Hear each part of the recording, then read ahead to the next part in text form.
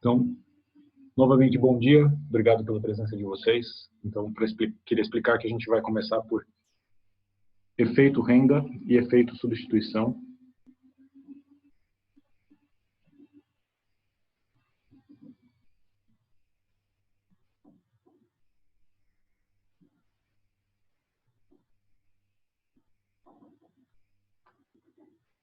Tá?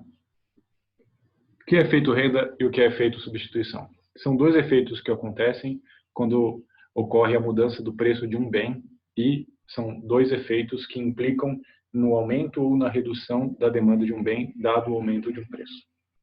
Aumento ou redução de um preço. Tá? Como eu mostrei para vocês, cada um deles está relacionado a um fenômeno, um subfenômeno que ocorre, tá? E serve tanto para aumento de preço quanto para redução do preço. O efeito total é o que nós observamos, que é o quanto o bem tem de sua demanda aumentada ou reduzida.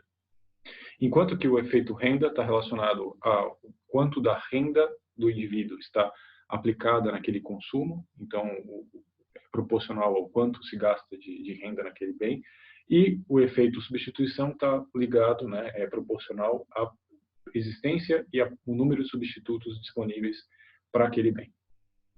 Tá? Eu vou fazer agora, eu só vou lembrar aqui, né, então efeito total é igual ao efeito renda mais efeito substituição, ou efeito substituição mais efeito renda, faz, né? Essa é a fórmula básica, né? A gente está querendo analisar não só o efeito total, mas a gente quer decompor esse efeito total, lembrando que essa decomposição ela não é observável na vida real, tá? A gente não observa essa decomposição na vida real, a gente tem que fazer isso do ponto de vista técnico, né? A gente tem que fazer essa análise separada, o indivíduo não fica pensando, por efeito renda eu vou fazer isso, por efeito substituição eu vou fazer aquilo, o indivíduo ele faz simplesmente uma troca do mix de consumo. Então, eu queria ilustrar através de gráficos, tá? Então, vamos analisando pelo deslocamento de curvas.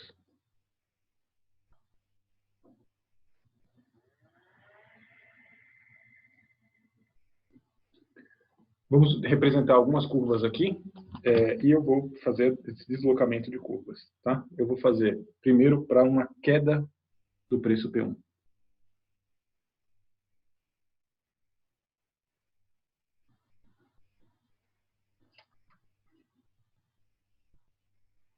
Lembre-se que eu estou olhando apenas variações em um dos preços, né? O outro fica constante e a renda tem que continuar constante. Então, primeiramente, façamos um gráfico. Esse gráfico já é bastante tradicional para vocês. X1 por X2. Tá? E aí eu tenho uma reta de restrição orçamentária inicial, que eu vou chamar de X1 inicial. Desculpa, primeiro eu preciso colocar a curva para achar o X1 inicial. Né? Então, digamos que aqui está o que eu chamo de utilidade inicial do indivíduo. Esse ponto de tangência define o X1 inicial. Então, agora eu já não lembro se no final da aula passada eu cheguei a fazer isso para vocês com gráfico, mas todos vocês concordam que esse seria o X1 inicial antes da redução do preço. Concordam comigo? Estão entendendo o que eu fiz? Eu simplesmente representei a restrição orçamentária, achei a curva de diferença, né, a curva de utilidade mais alta, dada aquela restrição orçamentária, e achei o X1 inicial. Professor, por que você não marcou o X2 aqui? Porque o meu interesse é apenas pela variação do bem 1. Tá? O efeito renda, efeito substituição é efeito da variação do preço na própria demanda do bem 1. E não estou olhando para o outro. Agora, o que eu quero representar? Eu quero representar uma redução de preços. A renda foi alterada? Não. P2 foi alterado? Não. Por esses dois motivos, a restrição orçamentária continua saindo desse ponto aqui. Porque se o indivíduo for gastar toda a sua renda comprando bem 2, ele continua podendo comprar esse ponto. Só que, se vocês lembram bem das aulas sobre restrição orçamentária, o que acontece com a restrição orçamentária? Você pega a curva de restrição orçamentária e, como o preço 1 ficou mais baixo, eu posso comprar mais. Então, há um deslocamento da curva, né? Há uma rotação da curva, mantendo o ponto fixo em X2, expandindo as possibilidades de consumo. Vocês lembram disso? Imagino que sim. Então, eu vou representar agora. Eu exagerei bastante, né? Coloquei que o preço P2 ficou mantido e deixei P1 muito mais barato para que fique visualmente mais fácil de vocês identificarem o que está acontecendo. Bom, se o indivíduo observava essa restrição orçamentária e depois, com a alteração dos preços, ele pode consumir toda essa área maior aqui, ele vai fazer um novo processo de maximização de utilidade. Ele não vai mais querer consumir uma cesta que dê apenas o inicial de utilidade. Ele vai achar uma nova curva de indiferença e ele vai ficar feliz da vida com esse novo consumo. E ele vai pular para o consumo X1 final. Tudo bem? Entenderam esse ponto? Então, essa diferença de X1 inicial a X1 final é o que nós chamamos do quê?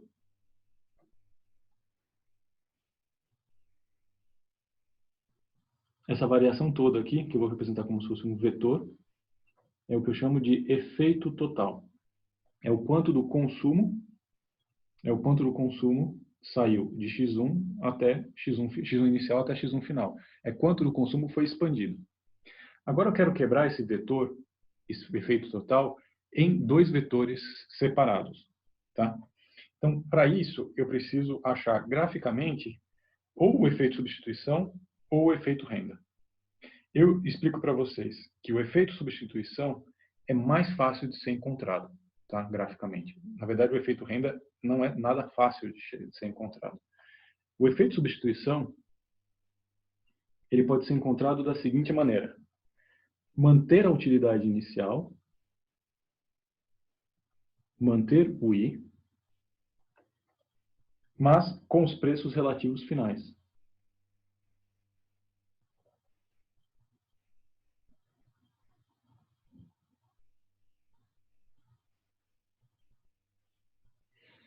O que significa, então, que eu tenho que manter a utilidade inicial mais os preços relativos finais? O que são os preços relativos finais, pessoal?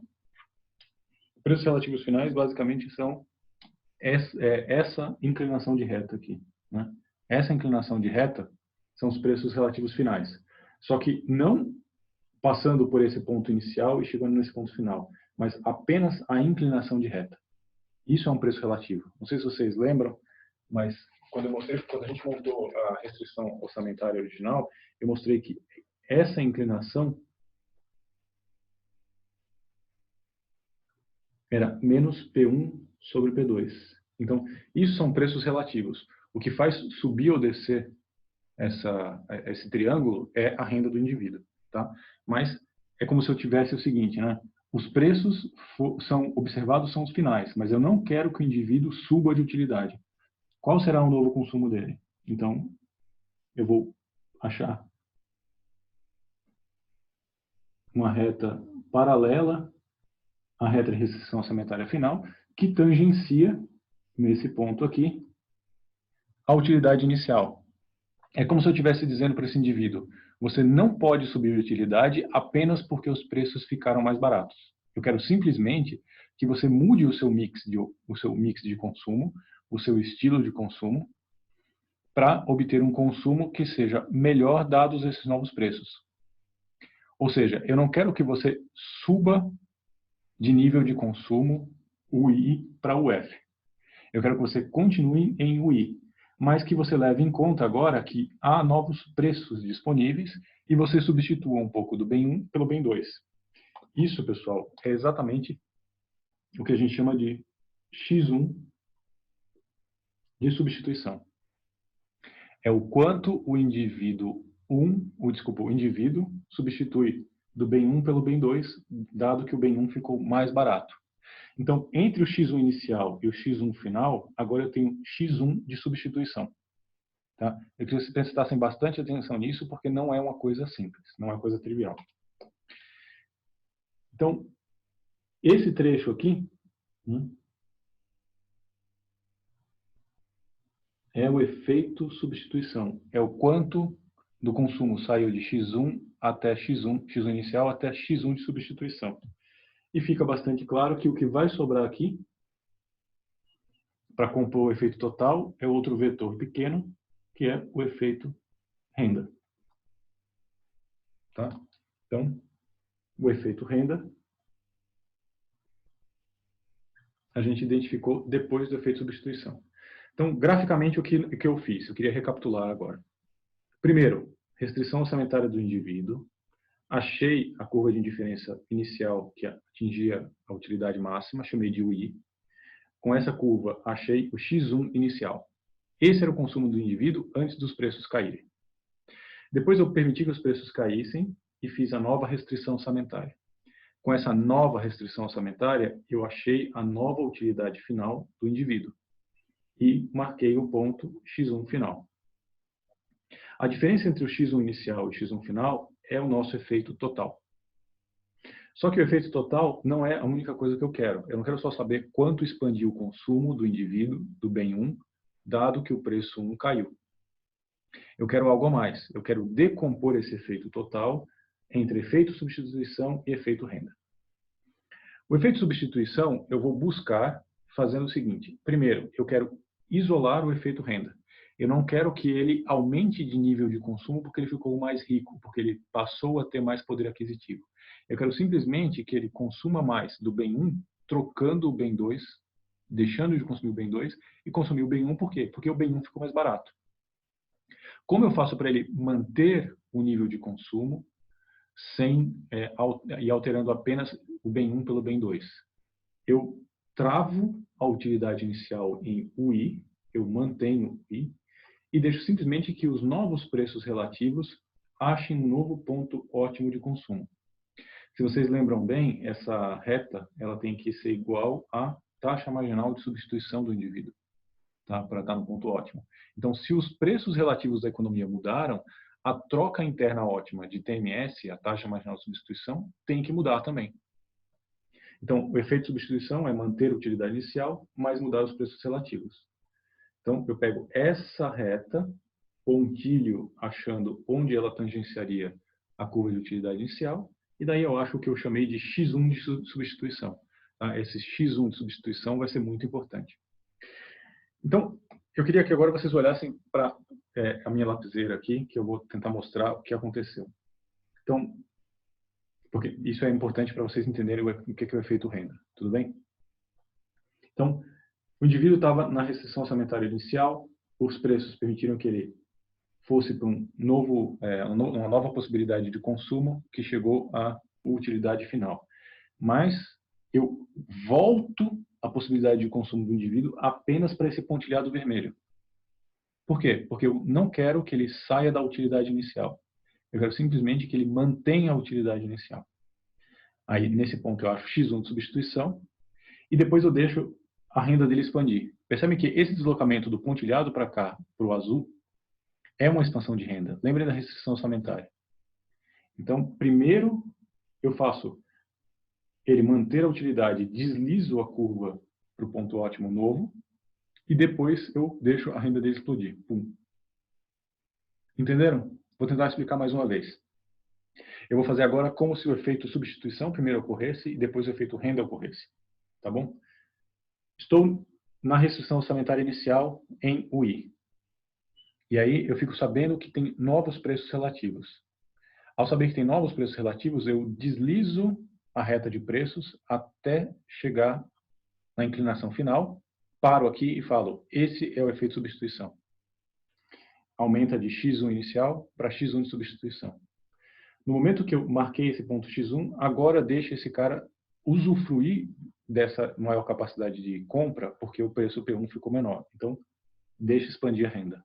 Né? Suba pelo efeito renda. Então, o efeito renda é um efeito proporcional a esse deslocamento aqui das retas. Tá? Então, efeito de substituição, manter a utilidade inicial, mas os preços relativos finais. E o efeito renda, deslocar a reta para a curva final, o F. Tudo bem, pessoal? Então, a gente vai num aumento do preço P1, tá? Vamos ver se vocês entenderam mesmo. Vocês vão precisar agora imaginar a situação toda no sentido contrário. E aí é um bom momento para ver se a intuição de vocês está certa ou não. X2 contra X1. Então eu vou começar com uma restrição orçamentária bem laxa, né, em que o indivíduo pode consumir muito do bem 1 para daí baixar os preços. Então, esse indivíduo tem uma grande capacidade de compra do bem 1. Acho a utilidade inicial dele. E através dessa utilidade inicial, eu acho o X1 inicial. A quantidade do bem 1 que ele está consumindo inicialmente. Então, vou fazer agora um aumento do preço P1.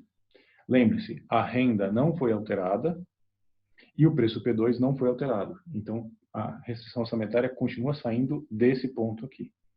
E eu vou fazer um aumento bem expressivo para que os efeitos fiquem bastante observados. Tá? Então, agora estou sobre um novo preço, P1. Podem ver que antes eu podia consumir tudo isso e agora estou consumindo apenas isso. Faço encontro, né, um novo ponto de tangência.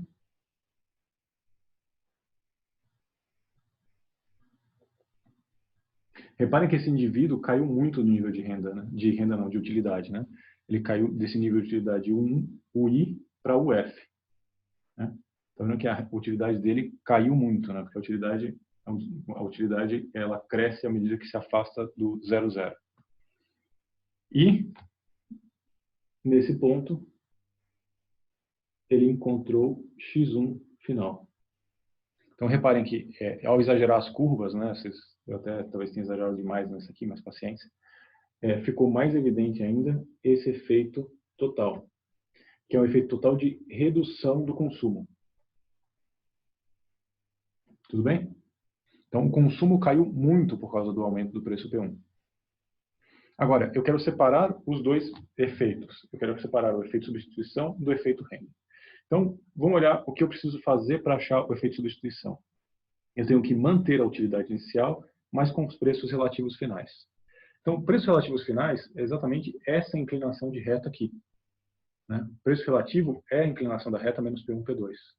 Então, não é a restrição orçamentária inicial que eu vou usar, não é o preço relativo que está definindo essa RO, mas é o preço relativo que está definindo essa nova RO, essa nova restrição orçamentária. Pego essa inclinação de reta e vou aproximando ela da utilidade inicial até tangenciar. Cheguei nesse ponto de tangência aqui em cima. E aí espero que fique paralelo, porque eu sou muito mal desenhista, tá, pessoal? Mas eu acho que está paralelo, né? Essa pontilhada vermelha está mais ou menos paralela a essa restrição orçamentária. Por que ela precisa ser paralela? Porque eu tenho que ter a mesma inclinação de reta, porque eu tenho que ter os mesmos preços relativos. E a tangência passou a ser nesse ponto. Reparem que a tangência era nesse e passou a ser nesse ponto. Aqui, eu desço para achar X1 de substituição. Então, no meu eixo X1, eu passo a ter três valores. X1 inicial, X1 de substituição e X1 final. Então, o consumo, eu vou só descer esse pontilhado para cá, para representar aqui, com mais espaço do que no outro caso anterior. O efeito substituição fez o consumo do indivíduo reduzir de X1 inicial até X1S. Tá? Então, voltando para o nosso caso. Eu estou na utilidade inicial, passo a observar os novos preços, mas eu não deixo o indivíduo cair de utilidade. Então, a reta que estava definindo a tangência era a reta da restrição orçamentária e passa a ser a nova inclinação de reta da restrição orçamentária final. Daí eu encontro x1 substituição, que é a quantidade consumida do bem 1 com apenas o efeito substituição. Estou nesse ponto. E só depois de fazer isso, depois de apurar o efeito substituição, eu deixo o poder de compra dele ser diminuído e deixo esse deslocamento final por efeito renda. Esse deslocamento daqui para cá. E aí, essa diferença final entre x1 de substituição e x1 final é por efeito renda. Tá? Se no exemplo inicial aqui de subida, as retas que eu usei definiram mais ou menos um efeito substituição e efeito renda proporcionais, por causa das inclinações de reta e tudo mais, né, as propriedades específicas desse consumo, não sei se vocês perceberam, mas nesse segundo caso, a decomposição do efeito total deu para um efeito substituição bem maior do que um efeito renda. Perceberam isso? Perceberam? Agora, eu queria que vocês olhassem para isso e falassem, talvez eu não tenha entendido tudo ainda, mas acho que com o exercício numérico eu vou entender. Isso é um bom modo de enxergar a coisa. Tá? Mas também, olhando os livros, né, o Varia tem uma boa explicação para isso, talvez fique um pouco mais claro. Tá? Mas supondo que vocês entenderam bem isso aqui, eu queria que vocês me dissessem o seguinte. Né? Houve uma variação do preço para baixo. E isso implicou no quê? No efeito renda e no efeito substituição. Efeito renda e efeito substituição. Em que sentido? Cai o preço, eu estou consumindo mais por efeito substituição e por efeito renda. Nesse caso aqui, houve um aumento de P1. Então, o preço do bem 1 subiu, eu consumi menos por efeito renda e por efeito substituição. Reparem, como o preço caiu, o preço P1 caiu, eu posso comprar mais do bem 1, porque aumentou a área de consumo, aumentou o conjunto de cestas factíveis, ou seja, eu passei a ter um poder de compra maior. E por efeito substituição, porque se o bem 1 ficou mais barato relativamente ao bem 2, eu posso obter uma mesma utilidade, né, uma utilidade melhor, trocando um pouco do bem 1 pelo bem 2. Tudo bem? Nesse caso, preço 1 subiu. Ao preço 1 subir, eu tive uma redução da renda. Por quê? Porque essa área caiu, né? Esse triângulo que era enorme ficou um triângulo pequeno. E depois, por efeito de substituição, também, se o preço 1 ficou mais caro, o preço 2 se manteve constante, significa que o preço relativo, P2, ficou mais barato. Então, eu vou abrir mão de um pouco do bem 1 e consumir um pouco mais do bem 2. É exatamente o que acontece quando está fixo em U1, eu passo a consumir menos o bem 1 e mais o bem 2. Perceberam? Por esse deslocamento de curva aqui. Só que a pergunta que eu faço é, o efeito substituição e o efeito renda tem sempre o mesmo sinal?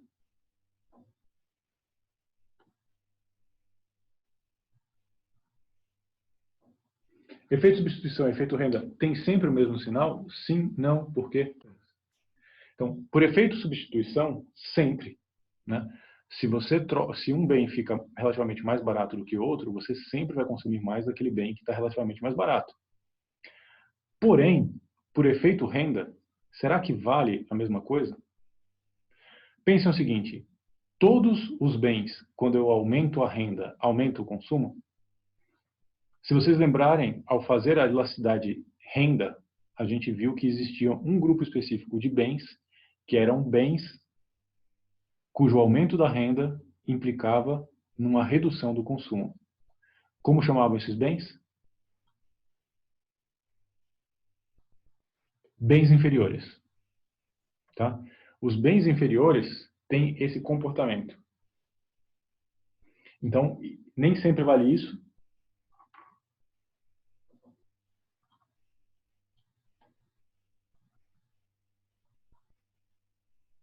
Porque existem o que nós chamamos de bens inferiores. Tá? Então, acho que vai ficar mais claro. Eu vou fazer um quadro específico que acho que ajuda a vocês verem isso. Então, eu não queria entrar muito nesse detalhe agora, mas eu vou fazer um quadro bem específico em que a gente vai poder ver exatamente esse caso diferente. Tá? Então, agora eu vou